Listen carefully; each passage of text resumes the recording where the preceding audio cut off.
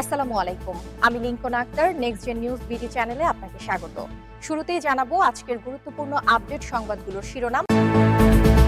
শরিক জামায়াতকে সমর্থন দিয়ে ২ আসন ছেড়ে দিল এনসিপি। ত্রয়োদশ জাতীয় সংসদ নির্বাচনে এনসিপি কেন্দ্রীয় কমিটি থেকে পিরোজপুর ১, সদর নাজিরপুর ইন্দুরকানী ২, ভান্ডারিয়া কাউখালী নেসারাবাদ ও ৩ মঠবাড়িয়া আসন থেকে ৩ জন প্রার্থীকে মনোনয়ন ঘোষণা করায় তাদের মধ্যে বাঁধভাঙা উচ্ছ্বাস যেমন তৈরি হয়েছিল, তেমনি কর্মীদের নিয়ে নির্বাচনী মাঠে তাদের সরব উপস্থিতি ছিল লক্ষণীয়। ভারতে বিশ্বকাপ খেলতে না যাওয়ার সিদ্ধান্তে মিশ্র প্রতিক্রিয়া। উগ্রপন্থীদের হুমকির মুখে মুস্তাফিজুর রহমানকে আইপিএল থেকে বাদ দেওয়ার পর থেকেই বিশ্বকাপে বাংলাদেশের ক্রিকেটারদের নিরাপত্তার বিষয়টি সামনে আসে। আমরা এই লজ্জা নিজেরাই ডেকে এনেছি। মোস্তাফিজ ইস্যুতে ভারতে টি-20 বিশ্বকাপ খেলতে যাচ্ছে না বাংলাদেশ ক্রিকেট দল। ৩৭ লাখ টাকাসহ আটক এলজিইডির নির্বাহী প্রকৌশলীর বিরুদ্ধে মামলা। বগুড়া নাটোর সড়কে ৩৭ লাখ টাকাসহ আটক এলজিইডির নির্বাহী প্রকৌশলী সাবিউল ইসলামের বিরুদ্ধে রাজশাহীতে মামলা দায়ের করেছে দুর্নীতি দমন কমিশন দুদক। প্রতিদিনের আপডেট সংবাদগুলো সবার আগে পেতে ভিডিওতে একটি লাইক দিয়ে চ্যানেলটি সাবস্ক্রাইব করুন এবং কমেন্টে জানিয়ে দিন আপনি কোন জায়গা বা কোন দেশ থেকে আমাদের এই সংবাদটি দেখছেন। শরিক জামায়াতকে সমর্থন দিয়ে ২ আসন ছেড়ে দিল এনসিপি। ত্রয়োদশ জাতীয় সংসদ নির্বাচনে এনসিপি কেন্দ্রীয় কমিটি থেকে পিরোজপুর ১, সদর নাজিরপুর ইন্দুরকানী ২, ভান্ডারিয়া কাউখালী নেসারাবাদ ও ৩ মঠবাড়িয়া আসন থেকে ৩ জন প্রার্থীকে মনোনয়ন ঘোষণা করায় তাদের মধ্যে বাঁধভাঙা উচ্ছ্বাস যেমন তৈরি হয়েছিল, তেমনি কর্মীদের নিয়ে নির্বাচনী মাঠে তাদের সরব উপস্থিতি ছিল লক্ষণীয়। এদের মধ্যে পিরোজপুর ১ আসন থেকে এনসিপির জেলা আহ্বায়ক কমিটির সদস্য সচিব আলামিন খান, পিরোজপুর ২ আসন থেকে শামস ইফতিয়াক রহমান ও পিরোজপুর ৩ আসন মঠবাড়িয়া থেকে ড শামীম হামিদি প্রার্থী হিসেবে ঘোষণা করা হয়। কিন্তু ইসলামী সমমনা ৮ দলীয় জোটের সঙ্গে জামায়াতের সমঝোতায় শেষ পর্যন্ত ভেস্তে গেলে এনসিপি পরবর্তীতে জামায়াতের সঙ্গে জোটভুক্ত নির্বাচন করার ঘোষণা করে। ফলে এনসিপি একক দল হিসেবে আর না থাকায় শরিক দল হিসেবে জামায়াতকে আসন ছাড় দিতে হয়, তেমনি এনসিপিকেও শরিক দল হিসেবে জামায়াতকে আসন ছেড়ে দিতে হয়েছে। ফলশ্রুতিতে দলীয় পর্যায়ে আসন ভাগাভাগি শুরু হয়। পিরোজপুরের ৩টি আসনের মধ্যে এনসিপিকে পিরোজপুর ১ আসনে জামায়াতের প্রার্থী মাসুদ সাইদি ও ২ আসনে জামায়াত প্রার্থী শামীম সাইদিকে ছেড়ে দিতে হয়েছে। বাকি আসন হিসেবে পিরোজপুর ৩ মঠবাড়িয়া রেখে দেয় এনসিপির মনোনীত প্রার্থীর জন্য। মঠবাড়িয়া ৩ আসনে বিএনপি, জামায়াত ও ইসলামী আন্দোলন প্রার্থীদের সঙ্গে শাপলাকলি মার্কা এনসিপির হয়ে হাড্ডাহাড্ডি লড়াইয়ে অবতীর্ণ হয়েছেন তরুণ প্রার্থী ড শামীম হামিদি। এখানে রয়েছেন বিভিন্ন দলের আরও বাঘা বাঘা প্রার্থী। এদের মধ্যে মঠবাড়িয়া উপজেলা বিএনপির সাবেক আহ্বায়ক রুহুল আমিন দুলাল, ইসলামী আন্দোলন হাতপাখা মার্কার ৪ বারের এমপি ড রুস্তুম আলী ফরাজি, জামায়াতের শরীফ আব্দুল জলিল। এদিকে পিরোজপুর জেলা রিটার্নিং অফিসার ও জেলা প্রশাসক আবু সাইদের সভাপতিত্বে প্রার্থীদের উপস্থিতিতে মনোনয়নপত্র যাচাই বাছাই চলাকালে উপস্থিত কয়েকজনের মধ্যে হইচই সৃষ্টি হয়। এ সময় পিরোজপুর ৩ মঠবাড়িয়া আসনের হাতপাখা মার্কার প্রার্থী ড রুস্তুম আলী ফরাজিকে ফ্যাসিস্ট শেখ হাসিনা ও নিষিদ্ধ আওয়ামী লীগের সুবিধাবাদী দোসর বলে অভিযোগ করা হয়। এ সময় তার মনোনয়নপত্র বাতিল ঘোষণার পক্ষে তীব্র সোচ্চার হন এনসিপির জেলা কমিটির সদস্য সচিব আলামিন খান ও তার সমর্থক কর্মীরা। ভারতে বিশ্বকাপ খেলতে না যাওয়ার সিদ্ধান্তে মিশ্র প্রতিক্রিয়া। উগ্রপন্থীদের হুমকির মুখে মুস্তাফিজুর রহমানকে আইপিএল থেকে বাদ দেওয়ার পর থেকেই বিশ্বকাপে বাংলাদেশের ক্রিকেটারদের নিরাপত্তার বিষয়টি সামনে আসে।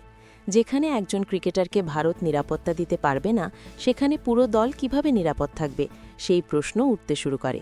মূলত এ কারণেই আইসিসিকে ভেন্যু পরিবর্তনের অনুরোধ জানিয়ে চিঠি দিয়েছে বিসিবি।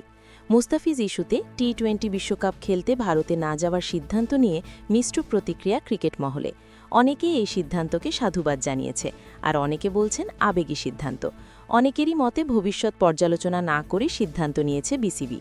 বিসিবির সাবেক পরিচালক সিরাজউদ্দিন মোহাম্মদ আলমগীর বলেছেন, অবশ্যই এটা সময় উপযোগী সিদ্ধান্ত। কোনো কিছুতেই কাউকে ছাড় দেওয়ার কোনো প্রয়োজন নেই। আমরা আমাদের দিকটাই এখন থেকে আগে দেখব। আমরা কিছুতে পিছিয়ে নেই। বাংলাদেশ বিশ্বকাপে ভারতে দল পাঠাবে না, এটা ভালো সিদ্ধান্ত। চিঠিতে কোন ভাষা ব্যবহার হয়েছে সেটাও দেখতে হবে। আমাদেরকে ইনিয়ে বিনিয়ে কথা বলাও পরিহার করতে হবে। কথাও বলতে হবে কঠোরভাবে। যদিও সংশয় আছে এই বোর্ড সেটা করতে পেরেছে কিনা। বিসিবির সাবেক পরিচালক ও ক্রিকেট পরিচালনা বিভাগের চেয়ারম্যান জালাল ইউনুস বলেছেন, ফ্র্যাঞ্চাইজি ক্রিকেট লিগে একজন খেলোয়াড়কে বাদ দিতে বোর্ড কিভাবে হস্তক্ষেপ করে? এখানে নিরাপত্তা নিয়ে শঙ্কা অবশ্যই আছে। তারাই প্রশ্নটা তুলে দিয়েছে। তার চেয়েও বড় কথা, একজন খেলোয়াড়কে নিয়ে উদ্বিগ্ন থাকলে গোটা দলকে নিয়ে তারাই তো বিচলিত থাকবে।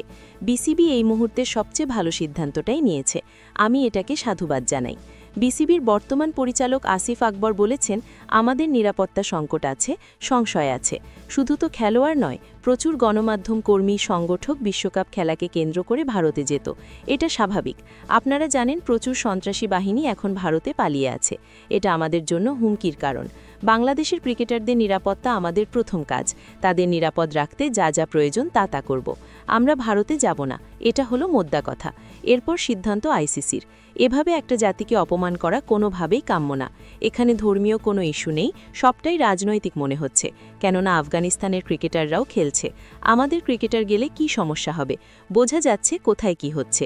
বিসিবির সাবেক এক পরিচালক এই সিদ্ধান্তকে আবেগী বলছেন। আমার মনে হচ্ছে সিদ্ধান্তটা আবেগী হয়ে গেছে এবং তার চেয়ে বড়, অতি দ্রুত হয়ে গেছে। এখানে একজন খেলোয়াড়কে নিয়ে আপত্তি তুলেছে, ভারত নিরাপদ সিদ্ধান্ত নিয়েছে, বাড়তি কিছু হয়তো চিন্তাও করেনি। কিন্তু এর মানে এই নয় যে তারা বাংলাদেশকে নিরাপত্তা দিতে পারবে না। ভারতে পাকিস্তান তুমুল জনপ্রিয় এবং আবার তুমুল বিতর্কিত। নিরাপত্তা ইস্যুতে পাকিস্তান কখনো ভারতে যেতে অস্বীকৃতি জানায়নি। আমাদের অবস্থা তো ওই রকম কিছু হয়নি। আমরা ভারতের সঙ্গে যুদ্ধেও লিপ্ত হইনি। তাহলে কেন তারা নিরাপত্তা দিতে পারবে না? এগুলো আসলে অতি দ্রুত এবং আবেগী সিদ্ধান্ত। ভারতও ভুল করেছে, সেই পথে বাংলাদেশও এগিয়েছে। বিসিবির বর্তমান বোর্ডের এক পরিচালক শঙ্কা প্রকাশ করে বলেছেন, আশা করছি আমাদের সিদ্ধান্তটা ব্যাকফায়ার করবে না। যদি করে, সেটা আমাদেরকে সেভাবে সামলাতে হবে। দুই বোর্ডের সম্পর্ক যেরকম মজবুত আছে সেভাবেই থাকতে হবে। ভবিষ্যতে আমাদের একাধিক সিরিজ, বৈশ্বিক এবং মহাদেশীয় আসর আছে, সেগুলো আমরা ঠিকঠাক আয়োজন করতে চাই। আমরা এই লজ্জা নিজেরাই ডেকে এনেছি। মোস্তাফিজ ইস্যুতে ভারতে টি-20 বিশ্বকাপ খেলতে যাচ্ছে না বাংলাদেশ ক্রিকেট দল। বাংলাদেশ দলের ভারতে না যাওয়ার সিদ্ধান্তের খবরে কংগ্রেস নেতা শশী থারুর বলেছেন, আমরা এই লজ্জা নিজেদের উপর নিজেরাই ডেকে এনেছি। উগ্রবাদীদের হুমকির মুখে মোস্তাফিজুর রহমানকে আইপিএল থেকে বাদ দেওয়ার পরিপ্রেক্ষিতে ভারতে বাংলাদেশের খেলোয়াড়দের নিরাপত্তা নিয়ে যে উদ্বেগ দেখা দিয়েছে, আইসিসিকে লেখা চিঠিতেই সেটিই জানিয়েছে Bangladesh cricket board BCB. Bangladesh নিরাপত্তা শঙ্কায় না খেললে আয়োজক হিসাবে ভারতের মর্যাদায় তো আঘাত আসেই, আর্থিক ক্ষতিও আছে। গত ডিসেম্বরে মিনি নিলামে ৯.২০ কোটি রুপিতে আইপিএলে দল পান বাংলাদেশ দলের তারকা পেসার মোস্তাফিজুর রহমান। কাটার মাস্টারকে দলে নেয় বলিউড সুপারস্টার শাহরুখ খানের মালিকানাধীন কলকাতা নাইট রাইডার্স কেকেআর। কিন্তু সম্প্রতি ভারতের উগ্র হিন্দুত্ববাদী রাজনৈতিক ও ধর্মীয় নেতাদের দাবির মুখে মোস্তাফিজুর রহমানকে আইপিএল থেকে বাদ দিয়ে দেয় ভারতীয় ক্রিকেট কন্ট্রোল বোর্ড বিসিসিআই। এই ঘটনার কারণে ভারত বাংলাদেশের ক্রিকেটীয় সম্পর্কে ফাটল ধরে। ফেব্রুয়ারিতে টি-20 বিশ্বকাপে অংশ নিতে ভারতে যাবে না বাংলাদেশ। আনুষ্ঠানিকভাবে এমনটি জানিয়ে আন্তর্জাতিক ক্রিকেট কাউন্সিলকে আইসিসিকে চিঠি দিয়েছে Bangladesh cricket board BCCI. ৩৭ lakh টাকাসহ আটক এলজিইডির নির্বাহী প্রকৌশলীর বিরুদ্ধে মামলা। বগুড়া নাটোর সড়কে ৩৭ লাখ টাকাসহ আটক এলজিইডির নির্বাহী প্রকৌশলী সাবিউল ইসলামের বিরুদ্ধে রাজশাহীতে মামলা দায়ের করেছে দুর্নীতি দমন কমিশন দুদক। সোমবার সকালে দুদক রাজশাহী জেলা সমন্বিত কার্যালয়ের সহকারী পরিচালক ইসমাইল হোসেন বাদী হয়ে মানি লন্ডারিং আইনে বিভাগীয় স্পেশাল জজ আদালতে এ মামলা করেন। গাড়িতে নিয়ে যাওয়ার সময় গত বছরের ১৪ মার্চ নাটোর বগুড়া সড়কে এসব টাকাসহ তিনি আটক হন। দুদক রাজশাহীর আইনজীবী বজলে তৌহিদ আল হাসান বাবলা এসব তথ্য নিশ্চিত করেছেন। মামলার এজাহারে বলা হয়েছে, সাবিউল ইসলাম ৪৩ বর্তমানে নির্বাহী প্রকৌশলী হিসেবে স্থানীয় সরকার প্রকৌশল অধিদপ্তরের সদর দপ্তরে কর্মরত। তিনি স্থানীয় সরকার প্রকৌশল অধিদপ্তর গাইবান্ধায় নির্বাহী প্রকৌশলী থাকাকালীন প্রাইভেট কারে রাজশাহীতে যাওয়ার সময় ৩৬,৯৫,৩০০ টাকাসহ আটক হন। জব্দকৃত অর্থের আসল উৎস ও মালিকানা গোপন বা ছদ্মাবৃত করার অসৎ উদ্দেশ্যে ঢাকা মেট্রো ঘ ১২,৮৯৭ নম্বর গাড়িযোগে অন্যত্র স্থানান্তরের মাধ্যমে মানি লন্ডারিং করছিলেন তিনি। তাকে সহযোগিতা করার জন্য তার গাড়ি চালক বাপ্পি কুমার দাসকেও মামলার আসামি করা হয়েছে। তাদের বিরুদ্ধে মানি লন্ডারিং প্রতিরোধ আইনে মামলা দায়ের করা হয়েছে। রাজশাহী বিভাগীয় স্পেশাল জজ আদালতে দুদকের আইনজীবী বজলে তৌহিদ আল হাসান বাবলা বলেন, সোমবার সকালে দুদকের পক্ষ থেকে এ মামলা দায়ের করা হয়েছে। মামলাটি তদন্ত করবেন দুদকের একজন কর্মকর্তা।